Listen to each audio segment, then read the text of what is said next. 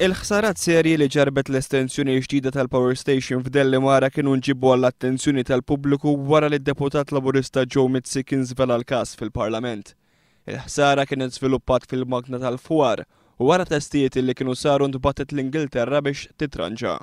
Fl-aħħar jiem din il-magna nġabet lura Malta u reġgħet ħadmet waqt li kienet ittestjata. Ma' One News Joe Mizzi jgħid li waqt dawn it-testijiet reġgħu żviluppaw problemi, fosthom varjazzjoni bla kontroll fil-load u problema ta' vibrazzjoni.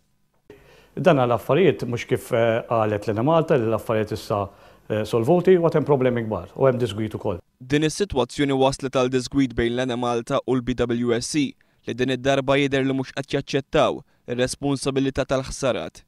Fil-fatt il-BWSC għamlet rapport fejn għalija li ħadmeta l-estensjoni tal-Power Station allura hija aċċettabbli imma minnaħa tal-Lena Malta mhix aċċettabbli. Il-deputat laburista jgħid li Lena Malta ħalset għal magna tal-istim ġdida u għalhekk jagħmel sens li Lena Malta titlob li tingħata magna ġdida. Dan jagħti raġun lill-Partit Laburista li għedna aħna li hemm problemi fl-estensjoni ġdida u dan qed tikkonferma li l-Partit Laburista kien korrett li qajjem din il-problema li biex il-poplu Malti jkun jaf u ma jkunx hemm konsegwenzi li se jħallas għalih il-poplu Malti u għagġi.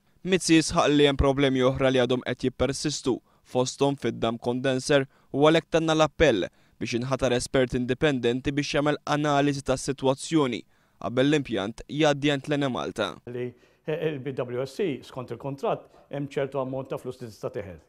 Imma iktar minn dak il-flus ma jistax teħel, imma aħna se jkunna problemi. Illa li x'jekk din l-estensjoni mhux tibqa' taħdem, aħna ħallasniha kollha kważi il-Power Station, ifri aħna l-iktar li għandna xi nbagħtu mhix il-BWSC.